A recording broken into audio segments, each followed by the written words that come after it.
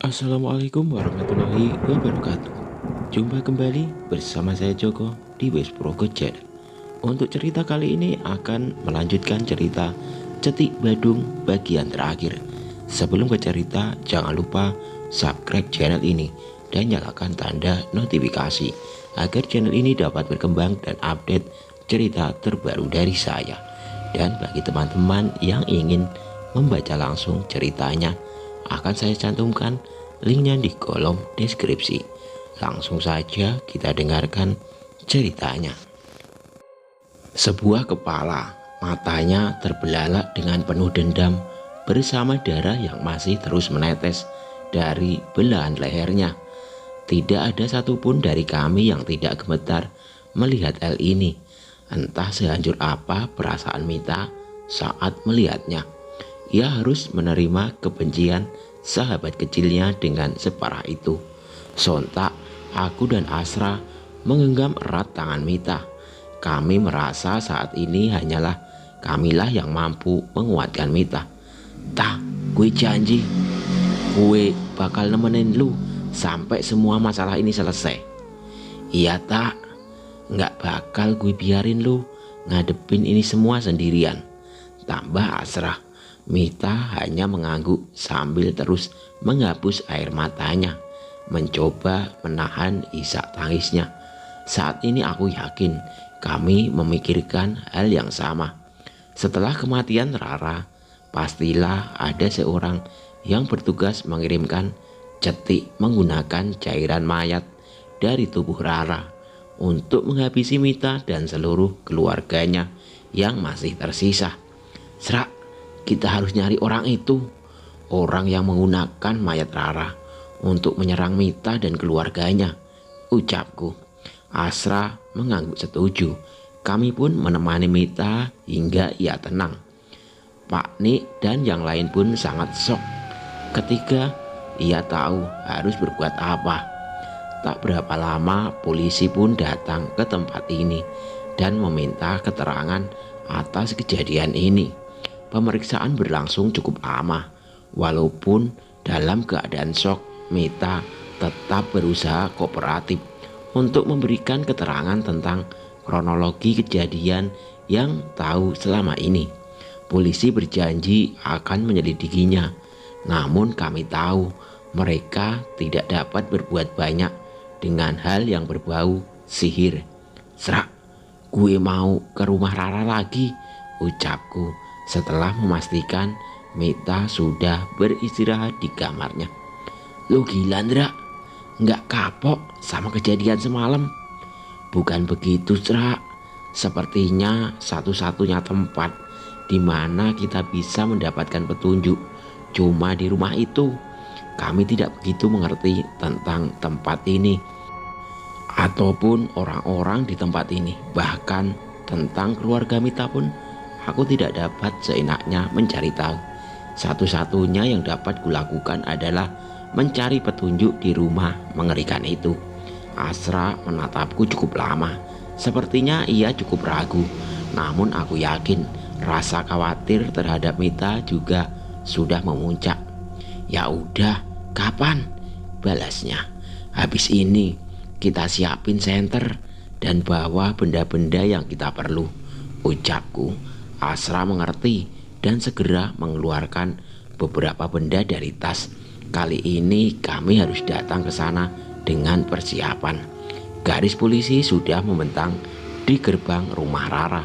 Sepertinya pemeriksaan telah dilakukan dan jasad ibu Rara sudah dievakuasi dari tempat ini. "Gimana, mau lanjut?" tanya Asra. "Iya Asra, pasti masih ada sesuatu di rumah ini yang bisa menjadi petunjuk mengenai kebencian Rara," jawabku. Kami pun melanggar peringatan dilarang melintas itu dan memasuki rumah yang saat itu pintunya sudah tidak terkunci lagi. Sisa-sisa darah dari kepala-kepala hewan masih memenuhi lantai rumah. Bau anyir tetap tidak hilang walaupun bangkai kepala itu sudah dibersihkan dari tempat ini. Sudah tidak ada jasadnya. Jasad itu benar sudah dievakuasi, Jelas Asra yang memastikan ke arah kamar. Cari petunjuk apapun, Sra. Buku, tulisan, foto, atau apapun, perintahku. Kami pun berpencar. Asra memasuki kamar yang sebelumnya terdapat jenazah Ibu Rara dan meruntut setiap tulisan yang tertulis di dinding kamar itu. Aku membuka beberapa lemari di sekitar rumah untuk menemukan petunjuk. Ada beberapa buku dan foto-foto, namun tidak menemukan keanehan di dalamnya. Cukup lama kami mencari posisi petunjuk. Aku berusaha tidak melewatkan sedikit pun informasi yang bisa ku dapatkan di tempat ini. "Drak, kesini sebentar," panggil Asra tiba-tiba. Aku menghampiri Asra ke dalam kamar. Ia mengarahkan senternya pada sebuah gorisan tulisan yang dibuat oleh Rara. "Hidup dalam hina atau mati dengan dendam yang terpuaskan. Meme kau sayangi, tubuh Meme kau nikmati, Meme kau hamili, Meme dan aku kau biarkan menderita, dan Meme kau bunuh dengan keji." Asra memindahkan lagi cahaya senternya dan menunjuk ke tulisan yang terletak di sisi lain di dinding kamar itu. "Tidak cukup kau buat Meme menderita, bahkan tubuhku pun tidak luput dari nafsu biadabmu. Aku tidak akan pernah lupa setiap helai bajuku yang kau tanggalkan dengan paksa, bersamaan pukulan yang kau berikan untuk memaksaku diam. Aku tidak pernah lupa rasa sakit di seluruh tubuhku dan setiap cengkraman dengan tangan kotormu dan benda menjijikkan yang kau masukkan ke kemaluanku. Benda menjijikkan yang juga menjadi penyebab kelahiranku. Aku tidak akan lupa ketika kau datang kembali bersama orang-orang yang sama biadabnya sepertimu dan melakukan kembali perbuatan yang kau lakukan kepadaku, darah dagingmu sendiri." Tulisan di dinding itu tertulis berantakan, berhiaskan darah yang kurasa berasal dari benturan tangan seseorang yang menulisnya. Tanganku gemetar, nafasku seperti tertahan, merasakan getirnya takdir yang dialami oleh Rara. Arsa pun mengusap matanya yang berkaca-kaca membaca tulisan ini. Sekarang kami tidak heran mengapa Rara bisa sedendam itu. Tapi apa hubungannya ayah Rara dengan keluarga Mita? Aku dan Asra kembali menyusuri dinding kamar, mencari tulisan yang lain. Mungkin bisa menjadi petunjuk kepada kami. Sebuah nama, kami berharap menemukan sebuah nama tertulis di dinding ini. Pemikiranku, bila dendamku begitu besarnya, pasti aku akan menulis dengan jelas nama dari seseorang yang kubenci sebesar mungkin. "Ada petunjuk lagi?" tanyaku kepada Asra. Arsa menggeleng, tapi kami masih tidak ingin menyerah. Beberapa kali kami menggeser perabotan, meneliti setiap sudut hingga akhirnya mata kami tertuju pada sebuah tembok yang sangat kotor, seperti tertutup, seperti bekas terbakar.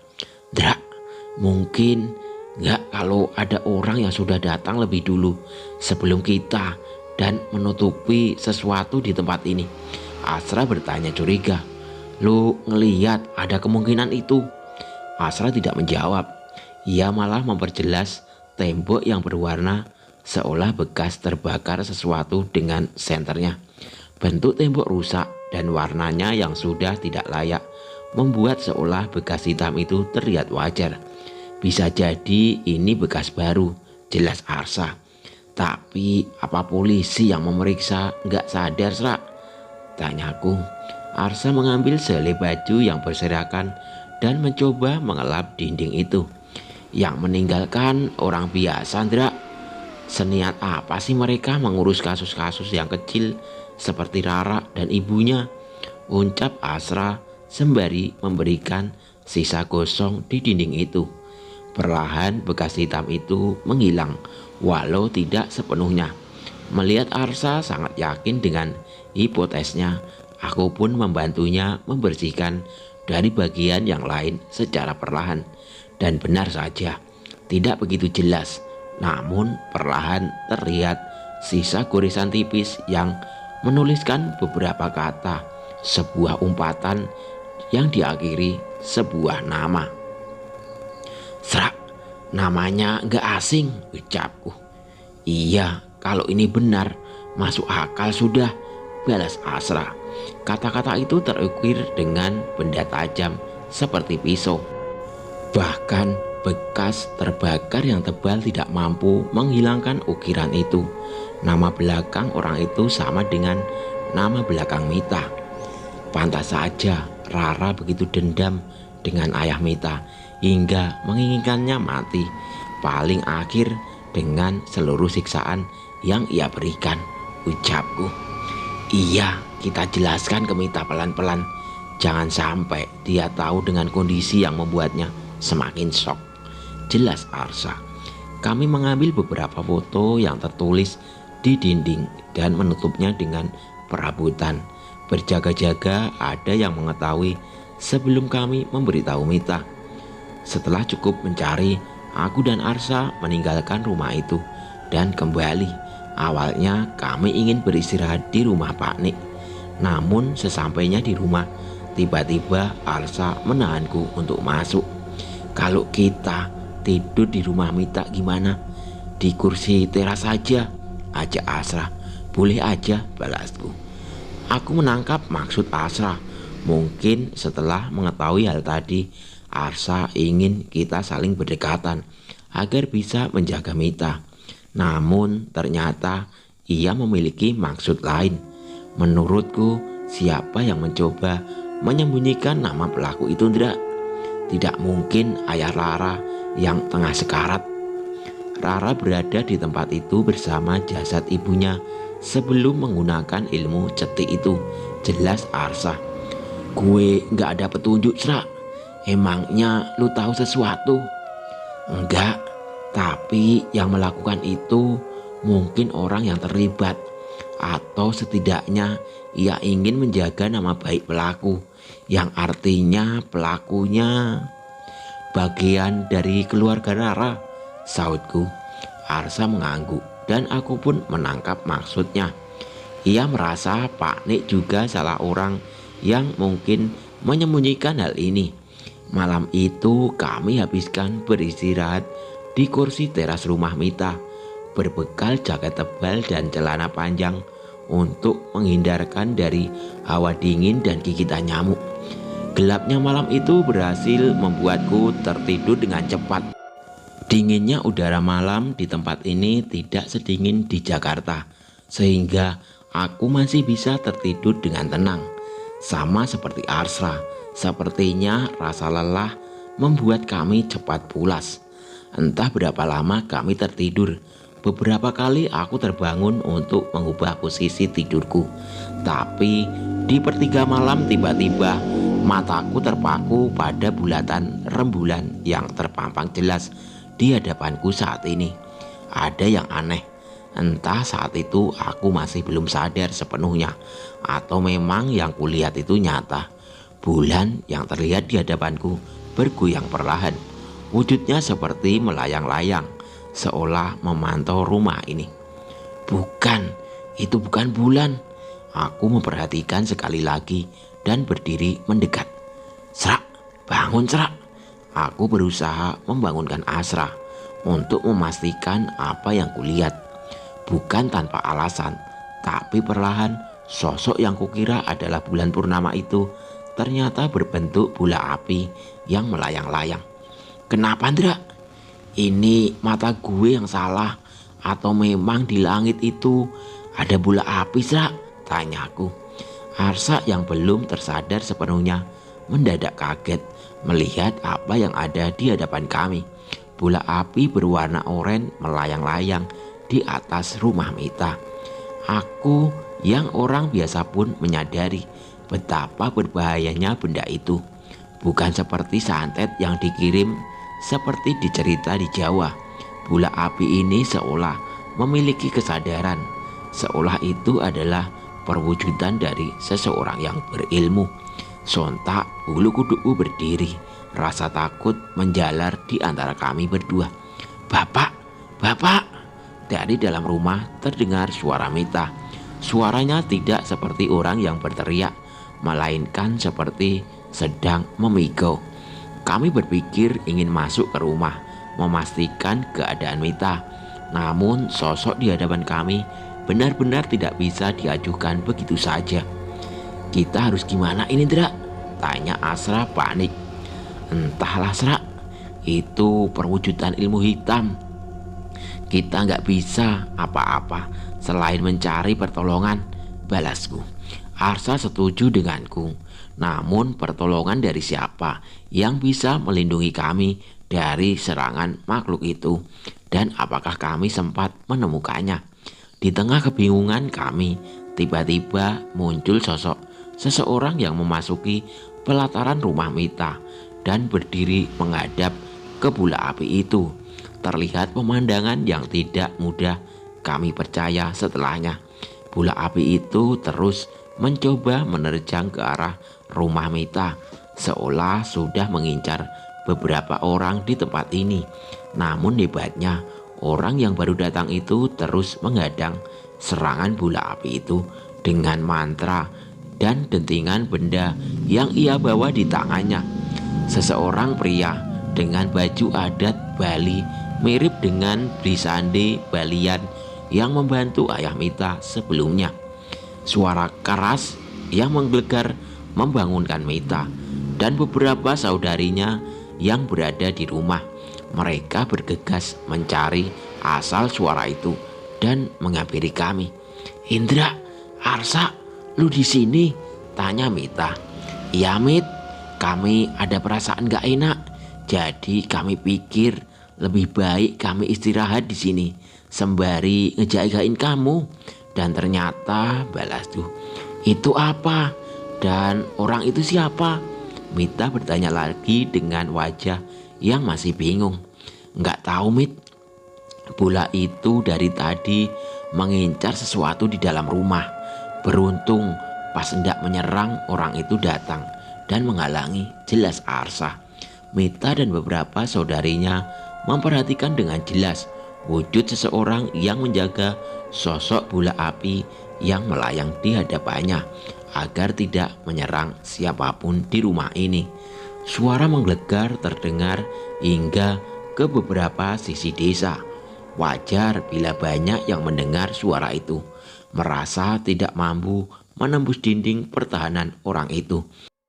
Bola api pun pergi meninggalkan rumah Mita setelah berputar-putar dengan cepat mengelilingi sisi rumah, seolah kesal dengan kegagalannya.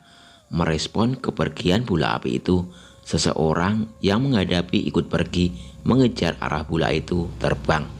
Beberapa saudara Mita mencoba mengejar orang itu, namun terhenti saat keberadaan kedua sosok itu tak terlihat lagi. Tubuh Mita terlihat gemetar mengetahui kejadian barusan. "Tenang, Mit, gak usah panik," ucapku mencoba menenangkannya. "Nggak mungkin nggak panik, Dra. Semua orang Bali tahu kalau wujud bola api itu ilmu tingkat tinggi. Ini artinya Balian yang membantu Rara juga menguasai ilmu pangleakan," jelas Mita. Pangleakan? Apa yang Mita maksud adalah ilmu yang terkenal di Bali, di mana manusia yang memiliki ilmu itu bisa berubah berganti wujud untuk mendapatkan korban untuk ilmunya.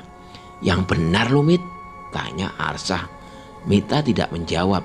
Dirinya masih berusaha menenangkan tubuhnya yang tak berhenti gemetar melihat kejadian tadi. "Ya udah, lu istirahat lagi, Mit.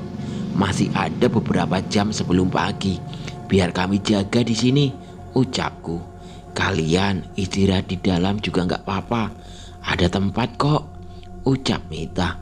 "Kalau kami ke dalam berarti tujuan kami ngejagain lu nggak ada gunanya, Mit," balas Asra. Mita pun menatap kami, memastikan niat kami, dan akhirnya masuk ke dalam rumah untuk beristirahat. Malam telah melewati batas tenggahnya. Teror dan bola api yang mencoba menyerang Mita pun tidak lagi kembali. Aku dan Arsa memutuskan tidur bergantian untuk menghindari hal yang serupa. Kami sudah menyimpan nomor beli sande dan Pak Nik dari Mita apabila terjadi teror-teror seperti yang terjadi barusan. Arsa tertidur dengan pulas, sementara aku berjaga sembari memainkan telepon genggamku. Ada beberapa pesan dari teman-teman kos yang menanyakan kapan kami kembali. Dra, kapan balik? Repot nih, gak ada yang bisa dititipin beli lauk. Dra, di Bali sampai kapan? Butuh joki nih buat tugas kuliah, tugas kelompok. Kalau sudah pulang, kabarin ya. Gak apa-apa deh, gue puasa kota sampai lu balik. Aku sedikit tersenyum saat mengetahui cukup banyak yang mencariku di Jakarta, walaupun atas asas membutuhkan. Sayangnya setelah kejadian barusan, aku merasa mungkin kami bisa lebih lama di pulau ini. Mau bagaimana lagi? Saat berangkat ke tanah ini, kami sama sekali tidak menyangka bahwa sesuatu yang kami hadapi ternyata semengerikan ini. Terlalu banyak hal yang di luar nalar kami. Aku pun hanya bisa melamun membaca setiap pesan yang beberapa hari ini sempat kulewatkan. Di tengah lamunanku, perlahan aku mendengar suara langkah dari dalam rumah. Awalnya aku tidak menghiraukan, namun perlahan pintu yang berada di dekat kami terbuka. Itu Mita, apa dia tidak bisa tidur? Awalnya aku berpikir seperti itu, tapi ternyata bukan itu. Ada yang berbeda dari Mita. Ia tidak menoleh ke arahku sama sekali. Ia menatap gelapnya langit malam dengan raut wajah yang aneh. Tak, gak bisa tidur? Tanyaku memastikan. Mita tidak menjawab. Sebaliknya, tanpa memandangku sedikit pun, ia berjalan meninggalkan rumah dengan terburu-buru, dengan hanya memandang ke satu arah. Tidak, ini tidak wajar. Tak, Mita, teriakku sambil menarik tangan Mita mencoba menghentikannya. Kali ini Mita menoleh perlahan ke arahku. Ia menyeringai dengan mengerikan dan tatapan mata mengancam ke arahku. Seketika rasa merinding muncul, seolah ada berbagai makhluk yang memandangku dari segala sisi. Dan hanya dengan sekali hentakan tangannya, aku terjatuh tak mampu menahan Mita. Yang aku tahu Mita tidak punya tenaga sebesar ini. Arsa, bangun Serak, panggil beli sande, teriakku membangunkan Asra. Arsa yang segera membuka mata mencoba menyusulku, namun ia terhenti dengan wajah yang pucat. Dra, Mita kenapa? Terus mereka kenapa bisa ada di sini? Mereka, aku tidak mengerti maksud Asra. Hanya ada kami bertiga di tempat ini. Tapi wajah pusat Asra menandakan ada hal yang lain di tempat ini. Aku yang tak mampu menahan Mita pun menoleh ke arah segala arah. Tidak ada siapapun di sekitarku.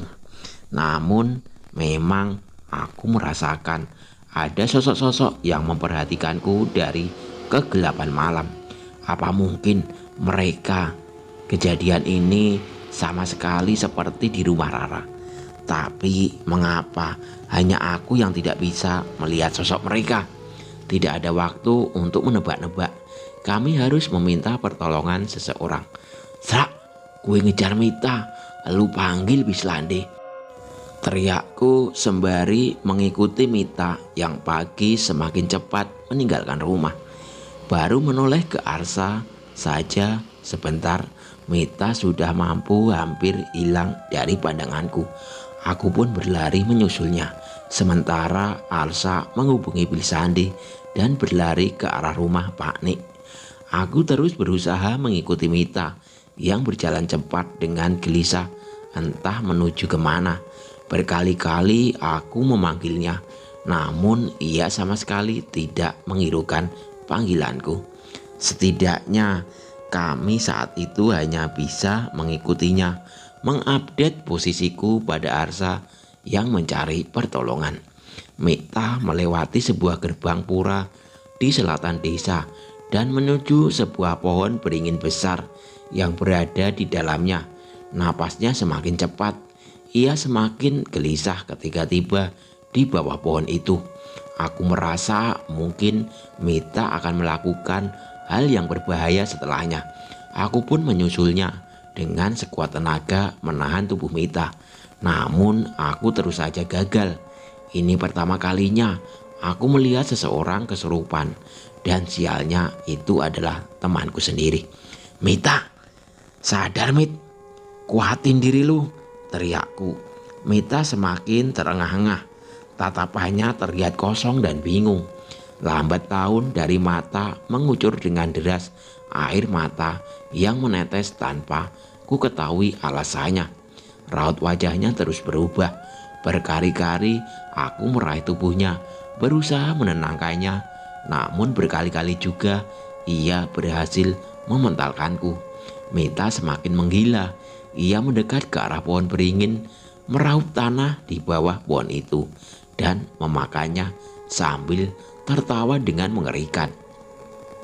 "Mit, jangan gila Mit, sadar," ucapku terus mencoba menahannya.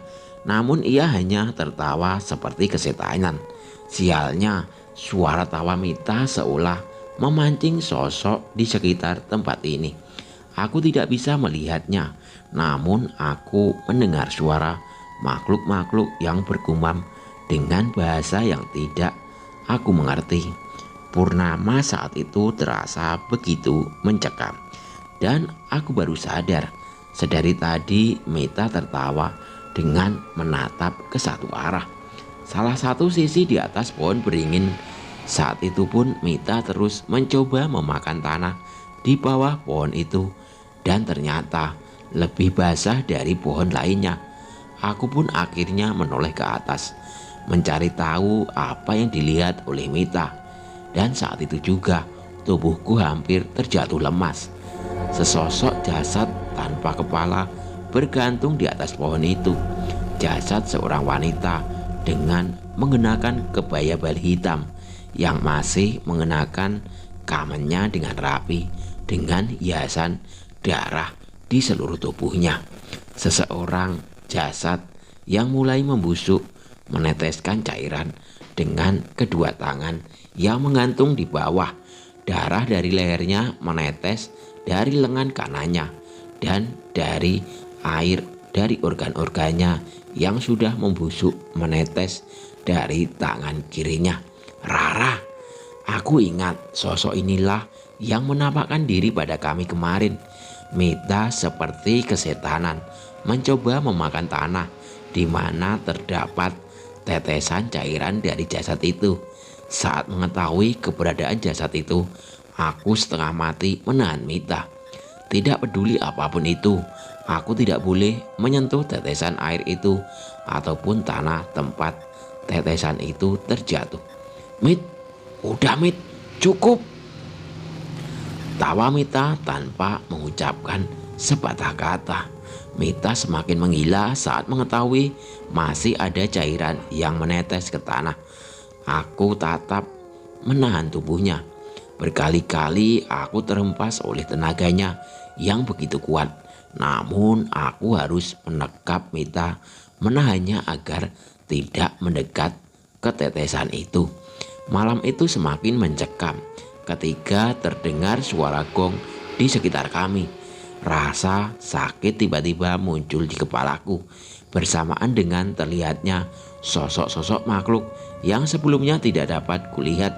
Sosok-sosok makhluk yang membawa kepala hewan di tangannya bermunculan di sekitar kami. Walaupun wujudnya manusia, tapi aku tahu dengan jelas mereka bukanlah bagian dari kita. Beruntung rasa khawatirku pada Mita mampu mengalahkan rasa takutku. Aku pun terus mencoba menahan Mita. Sementara itu makhluk-makhluk itu seperti memutuskan untuk mendekat ke arah kami. "Pergi Mita, Kita pergi dari sini, ucapku dengan jantung yang berdetak kencang.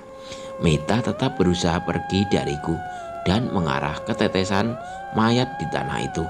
Sialnya, samar-samar dari jauh juga terlihat sosok bola api melayang-layang seolah memantau kami dari kejauhan. Belum pernah aku merasa setakut ini. Berkali-kali aku berharap ini hanyalah mimpi, namun setiap rasa sakit dari cakaran Mita dan hawa dingin yang kurasakan benar-benar nyata. Aku tidak tahu lagi apa yang terjadi. Saat ini aku hanya mendekap Mita dan menjaganya agar tidak melukai dirinya sendiri dari ini. Di tengah keputusanku, tiba-tiba terdengar suara dentingan benda logam yang dibenturkan menggema dari jauh. Suaranya sama seperti yang kudengar saat diselamatkan dari rumah Rara. Arsa, itu Arsa, Mit. Dia datang bersama Brisandel, ucapku pada Mita. Namun Mita yang masih belum sadar hanya terus mencoba melepaskan diri dariku. Terdengar suara lantunan doa dengan bahasa Bali yang tidak kumengerti. Suara itu diikuti dengan suara lonceng yang terus dibunyikan oleh seseorang di sebelahnya. Seseorang yang kusadari bahwa ialah yang menghadapi bola api yang menyerang rumah Mita. Tepat saat doa yang mereka lantunkan selesai, sosok-sosok yang mengepung kami menghilang perlahan. Sedikit menarik napas lega karena kejadian ini. Wajah, bisa bantu urus balian Pangiwa itu, perintah Blisande. Seseorang yang dipanggil dengan nama wajah itu mengangguk mematuhi permintaan Blisande. Sama seperti tadi, ia mengusir sosok bola api itu dengan kemampuannya hingga bola api itu benar-benar menjauh dan menghilang. Drak, Mita, lu gak apa-apa, teriak Arsa didampingi dengan Pak Nik yang menghampiri kami. Pak Nik, Arsa, di atas, ucapku memberitahu keberadaan sosok jasad yang digantung di antara dedaunan itu. Wajah mereka terlihat panik. Berani-beraninya melakukan hal seperti ini di pura dalam, gumam Pak Lik. Blisande membaca doa di hadapan kami. Di hadapan Mita sembari memegang dahinya dengan keras. Mita awalnya terlihat gelisah, namun perlahan mulai tenang. Tapi ada sesuatu yang tidak berubah. Ia terus menangis tanpa henti. Mita, Mit, udah, kita sudah aman, ucapku mencoba menenangkan Mita. Mita menggeleng sembari menutup wajahnya. Pak Nik, Tiang melihat semuanya. Tiang melihat tentang apa yang dilakukan Bapak saat Tiang kehilangan kesadaran tadi, ucap Mita. Sontak jantungku tersentak. Aku saling menatap dengan Arsa. Mita, itu bukan salah lu. Jangan salahkan dirimu lebih dari ini, ucap Arsa yang yakin bahwa Mita sangat terpukul. Mendengar ucapan Mita, Pak Nik hanya menghela napas. Sepertinya ia tidak begitu kaget dengan apa yang Mita katakan. Aku menatapnya dan ingin segera membunuh rasa penasaranku. Pak Nik, ucapku ragu. Apa Pak Nik menyembunyikan nama ayah Mita di dinding rumah Rara? Tanyaku sembari terus mendekap Mita. Pak Nik pun tersentak. Wajahnya terlihat tidak menyangka dengan pertanyaanku. Maksud kamu apa, Ndra?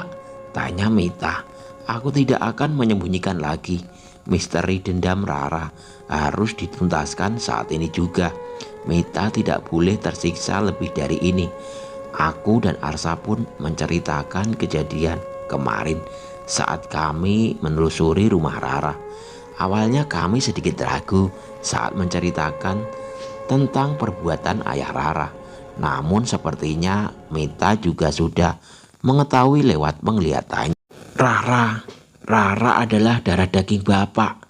Dan dengan biadabnya Bapak juga memperkosa Rara. Mita kembali menangis memperjelas semua yang kuceritakan. Wajah Bislande dan wajah pun cukup kaget mendengar cerita kami. Namun Pak Nik malah berusaha untuk menghindari cerita ini. Pak Nik tahu ini semua? Tanya Mita. Pak Nik terlihat ragu untuk menjawab. Pak Nik, tolong Pak, jangan sembunyikan apapun lagi, pinta Mita. Pak Nik pun menghela napas mencoba mengatur emosinya. Pak Nik tidak tahu Mita. Pak Nik hanya menemukan jasad memnya Rara saat memeriksa rumahnya. Karena khawatir, Pak Nik juga kaget melihat semua tulisan yang tergores di dinding kamar itu.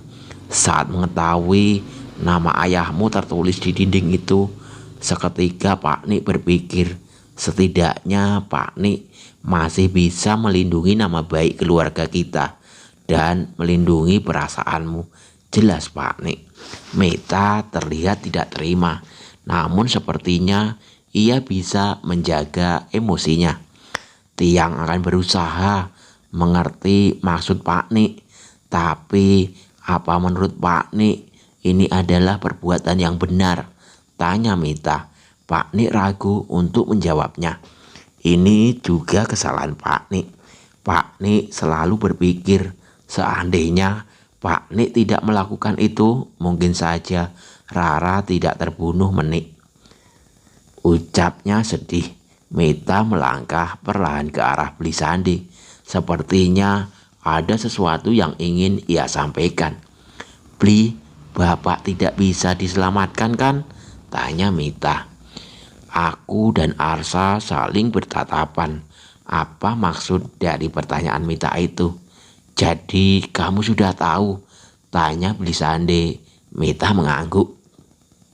Bapak menerima karma atas perbuatannya kan? Ia menerima semua penderitaan yang diarahkan kepadaku dan yang lain. Bapak juga menerima bayaran atas ilmu pangiwa yang ia pelajari.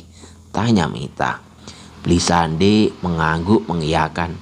Ia menghela napas saat mengetahui Mita sudah mengetahui semuanya. Saya berniat memberitahu kamu saat sudah siap. Saya bisa membantu meringankan penderitaan Bapak untuk cepat pergi dengan tenang. Namun ia harus berdasarkan keikhlasan Mita. Karena saat ini kalian yang masih hiduplah yang terpenting. Jelas Bislande. Tiang mengerti Bli. Saya titipkan keputusan yang terbaik untuk Bapak pada Blisande, ucap Mita. Mita, kamu yakin? Tanya Pak Nik. Mita mengangguk dengan mantap. Ia yakin penderitaan yang ia alami tidak sesakit apa yang dirasakan oleh Rara.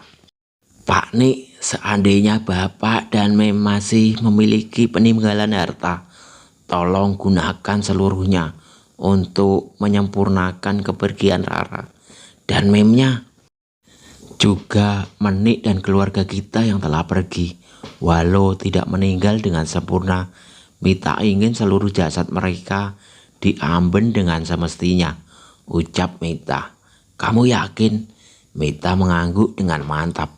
Malam itu adalah kali terakhir mendapat teror yang berasal dari dendam Rara. Aku menanyakan pada Blisande bahwa Rara juga sudah menelan air cetik dari tubuh Rara. Namun menurutnya seluruh kutukan yang Rara terima diterima sepenuhnya oleh ayahnya. Mengenai sosok Balian Pangiwa yang membantu Rara, Biwaja menemuinya dan menjelaskan tentang niatan Mita. Mereka sempat bersih tegang, bahkan sempat ingin beradu ilmu. Untungnya Biwaja bisa menenangkannya walau dengan sedikit ancaman. Persiapan upacara ngaben cukup panjang. Beruntung ada kenalan Blisande yang mau membeli harta peninggalan keluarga Mita dan mendanai upacara ngaben sesuai permintaan Mita. Sayangnya kami tidak bisa hadir di sana.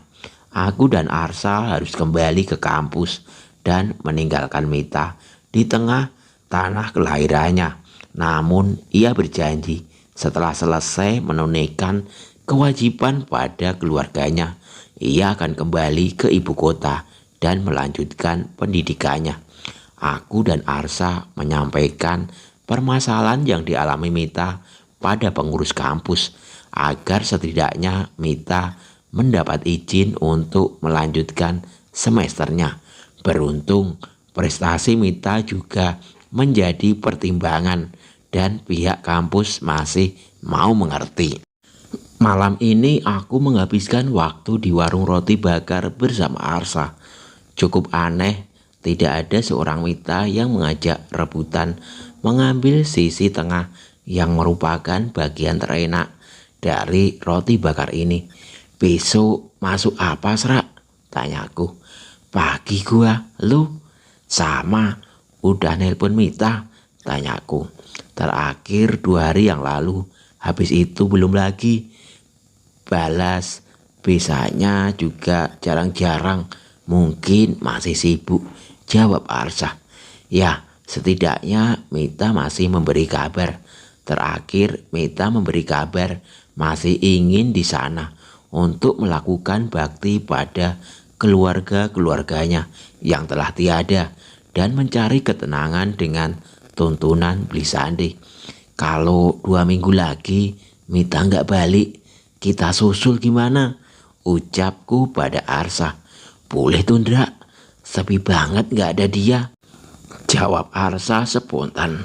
Hari-hari tanpa Mita memang tidak lengkap, tapi kami sangat yakin bahwa waktunya tiba. Dia akan kembali bersama kami dan merusuh kembali di kos yang mempertemukan kami. Suara telepon genggam berbunyi di tengah lamunanku, menunjukkan sebuah pesan yang muncul di layarnya. Gue sampai bandara jam 16. Tiba-tiba terlihat sebuah pesan sedang saat asik menikmati siang di akhir pekan yang tidak seharusnya diisi dengan kesibukan. Tak lama kemudian suara ketukan pintu terdengar dengan buru-buru. Dra, dapat pesan dari Mita enggak? Teriak Arsa dari luar. Aku segera membukakan pintu dan mengiyakan ucapannya. Anjir si Mita, lama gak ada kabar, terus ngasih tahu mendadak, ucapku sembari tertawa. Ya sudah, cepetan siap-siap, dari sini ke bandara kan lumayan lama. Kami pun segera bersiap menaiki motor Asra. Tunggu Sra, kalau kita naik motor, ntar Mita taruh di mana? Tanyaku bingung. Lah iya sih, goblok, cari taksi. Arsa pun segera memarkir motornya lagi dan bergegas ke jalan utama dekat kos mencari taksi yang memang cukup sering lewat di jalan ini. Bang, ke bandara ya bang, ucap Arsa sembari memberi petunjuk pada abang taksi yang mengangkut kami. Anehnya, saat sudah masuk, sopir taksi itu tidak segera menjalankan kendaraannya. Pak, kenapa pak? Kita lumayan buru-buru nih, ucap Arsa. Aku tidak ingin berkomentar dan hanya mencoba sekuat tenaga menahan tawaku. Itu masnya mau pakai helm ke bandara, ucap sopir taksi itu. Sontak tawaku mendadak di dalam mobil, ditemani pukulan Arsa yang menyalahkanku karena tidak mengingatkan mengenai helmnya. Sepanjang jalan aku pun terus tertawa dengan kejadian ini dan berjanji akan menceritakan kepada Mita nanti. Tidak sesuai ketakutan kami. Rupanya kami sampai lebih awal dari yang kami pikirkan. Sungguh canggung menunggu di bandara seperti ini, yang merupakan tempat yang jarang sekali ku kunjungi. Dra, entar kalau Mita datang, kita bahas apa ya? Tanyaku. Nah itu takutnya dia masih shock. Salah ngomong bahaya, jawabku.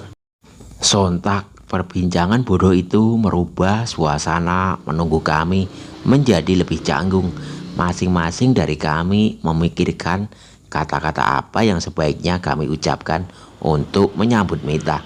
Tepat pukul 16.00 terdengar suara informasi tentang mendaratnya nomor pesawat dari Bali yang ditumpangi oleh Mita. Aku dan Arsa bersiap di pintu penjemputan sembari melinguk-linguk mencari sosok Mita.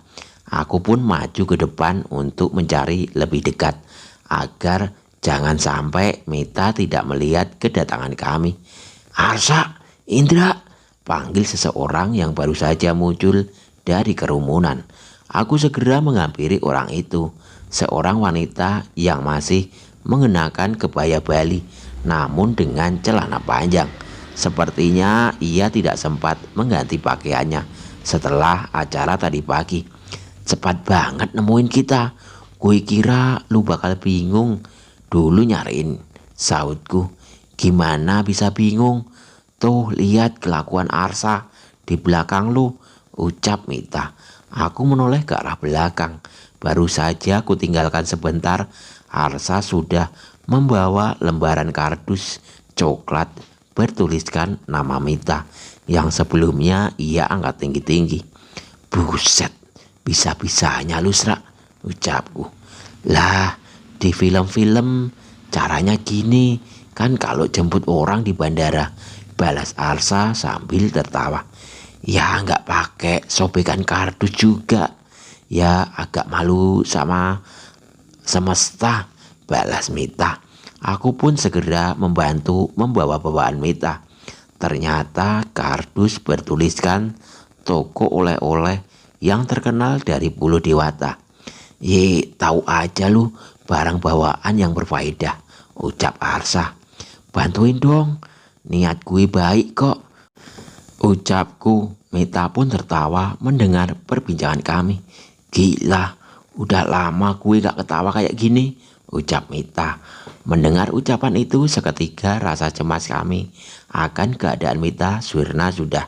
Sepertinya Mita sudah mampu menenangkan dirinya dari tragedi itu. Aku dan Arsa berjalan bertatapan memberi isyarat untuk tidak membahas tentang kejadian sebelumnya. "Ayo cepetan, jangan lama-lama. Masih banyak yang harus dikerjain. List gue banyak," ucap Mita. Datang-datang udah sok sibuk aja. "Kerjaan apa sih?" tanya Arsa. "Makan sayur di warung Bu Marti, nongkrong sama kalian di roti bakar, bayar utang ke ibu kos. Banyak deh," ucap Mita yang segera menarik tangan kami berdua untuk berjalan lebih cepat. Ya, itulah sepenggal kisah tentang kami bertiga. Bukan sebenarnya tentang Mita dan cerita sedikit tentang kami. Aku pun tidak pernah menyangka bahwa Pulau Dewata yang merupakan surga bagi sebagian orang ternyata membawa kisah kelam untuk kami. Namun kami tetap yakin suatu saat kami akan kembali ke pulau itu bertiga untuk menikmati keindahan dan pesona alamnya yang pasti tidak akan kami lupakan. Oke, sampai di sini dulu cerita dari saya. Jangan lupa subscribe channel ini. Wassalamualaikum warahmatullahi wabarakatuh.